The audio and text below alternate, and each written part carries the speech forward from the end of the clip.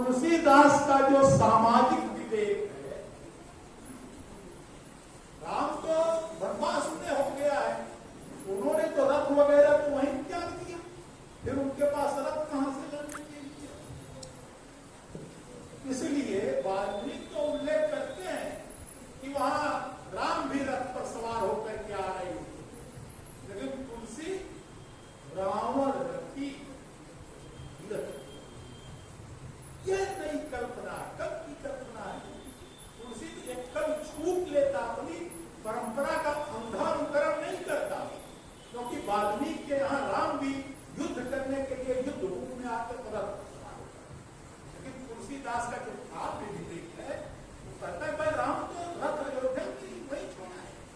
एक तपस्वी के पास रथ था, इसलिए वो कहते हैं कि राम रथ पर सवार कोई ऐसा है जो, और राम जो भगवान है भाई, जो मर्यादा पुरुषोत्तम है, मतलब माने जाए, लेकिन यही इसी देश में जो तीरथ राम थे युद्ध भूमि में पैदल लड़ने के लिए रावण से गए थे, यही रथ यात्रा भी राम के उसको निकाली। मित्रों, ये हमारे कहने का आशय ये कि तुलसीदास जैसा कवि जो बड़ी कविता होती है, तो काल देश काल की सीमाओं से उसका अतिक्रमण, कविता दुनिया को संबोधित करती है कि बड़ी कविता है,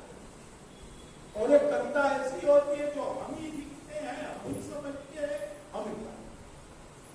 कविता वो होती है जो आकर के लोग गा देते हैं और हम लोग तालियां की वाह करते हैं।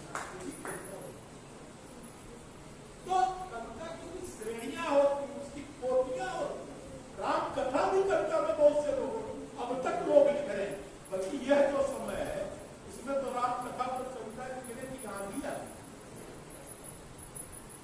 लेकिन तुलसीदास और काव्य शक्ति जो होती है उससे बड़ी, क्योंकि कविता जो उसका फलक, उसका वृत्त, उसका व्यास इतना बड़ा होता है कि उसमें समाज शास्त्र भी समाया होता है, धर्म शास्त्र भी समाया होता है, राजनीति शास्त्र भी समाया होता है, समूची सृष्टि समाई होती है। इतनी छोटी चीज नहीं है कि कोई भी एक शास्त्र, एक प्रणाली कविता का जीवन है, कविता ही समस्त सामाजिक का जीवन करती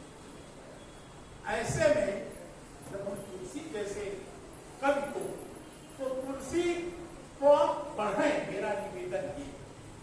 लेकिन तुलसी को एक कवि की तरह पढ़ें, एक भक्त की तरह बाद में पढ़ें। तुलसी तो खुद कहते हैं अर्थ न धर्म न काम रुचि, कति न चाहो निर्वाण, हमें अर्थ चाहिए, धर्म चाहिए, यहां तक कि मोक्ष भी हमें, क्योंकि हमारे यहाँ जो हमारी जो संस्कृति है तो हमें बताती है कि जीवन के जो चार पुरुषार्थ हैं, अर्थ धर्म काम मोक्ष, तुलसीदास उसको डिनाई करते हैं, हमें मोक्ष भी चाहिए, क्या जन्म रथ प्रेम जो होता है किसी समाज में, वो प्रेम के जितने भी अनुशासनों की स्थापना करता है, वह समाज उतना ही ऊंचा और ताकत। जब समय ज्यादा उन्मादी हो रहा हो, कोई भी समय जब ज्यादा घृणास्पद हो रहा हो, तो उसमें सबसे आवश्यक होना प्रेम। प्रेम न बाड़ी उठे, प्रेम न हाथ उठा, प्रेम ऐसी चीज में कि बिक रही हो, कहीं आप जा करके खरीद लीजिए, या आप पेमेंट गूगल से कर दीजिए, ऐसा प्रेम नहीं। तुलसीदास यही भारतीय समाज है। हमारे आपके यहाँ, हमारे परिवार में कोई भी बड़ा भाई ध्यान दीजिए, तुलसीदास को कहिए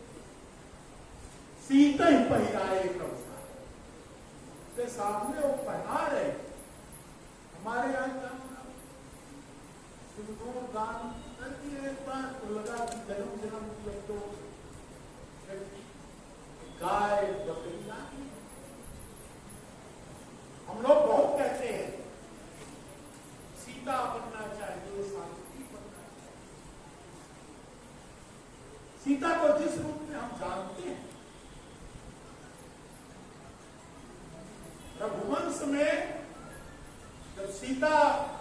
को निकाल दिया जाता है, गर्भवती सीता को निकाल दिया जाता है,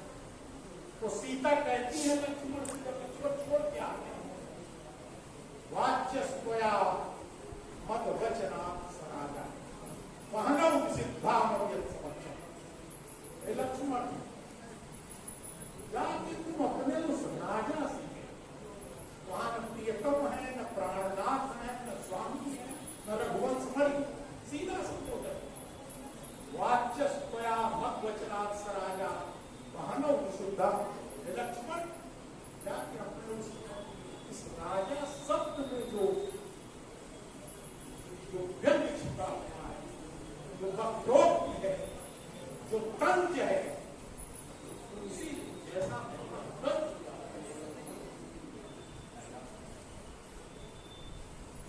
तो आज जब हम तुलसीदास को याद करते हैं, आज की परिस्थिति में याद करते हैं, 500 साल पहले तुलसी के लिखे हुए ग्रंथ, तो हमें कविता यही करती है, जैसा कि मैं कह रहा था कि देश काल का अतिक्रमण करती है। 500 साल बाद जब तुलसी का पारायण हो रहा है, उन्हें पढ़ा जा रहा है, तो उसके पीछे कौन कौन से तत्व हैं, वे कौन कौन से कारक हैं? निश्चित रूप से मित्रों, भक्ति वो कारक नहीं, क्योंकि भक्त में तमाम हुई, आप देख लीजिए पूरी वो सब। और इस देश में आप मुझे क्षमा करेंगे, ईश्वर का जन्म भी तंता के बिना, देश में ईश्वर ने जन्म लिया तो तंता की।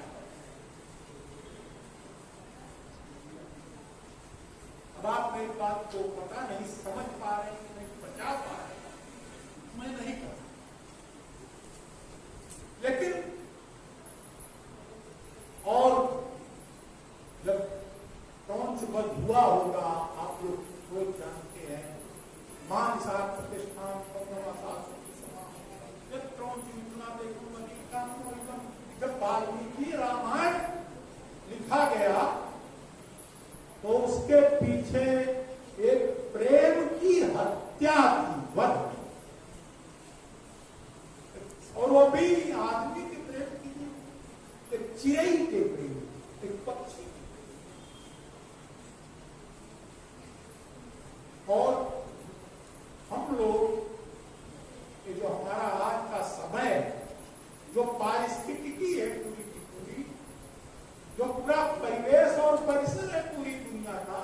जिसे हम आपके हवाले कर देना चाहते हैं, अपनी महत्वाकांक्षाओं का गोला फेंक रहे हैं दुनिया पर कब्जा करके। इस समाज से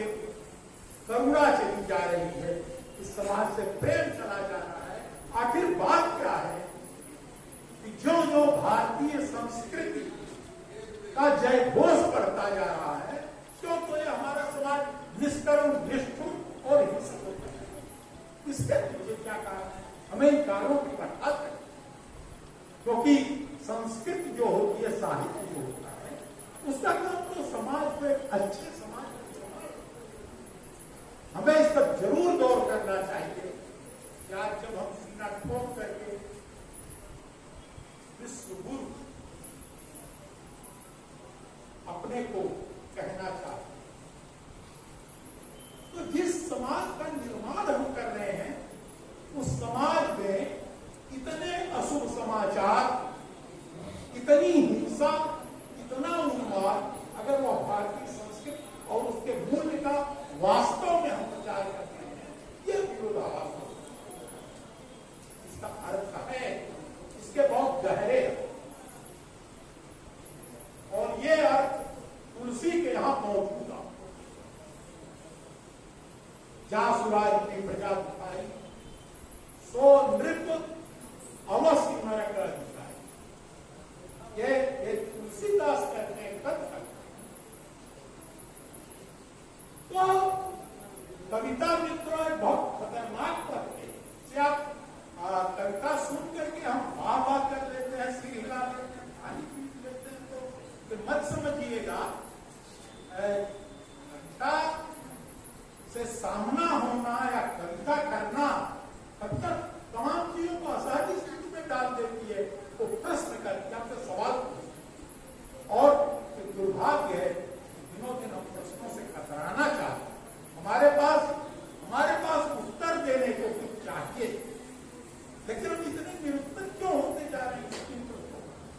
बार बार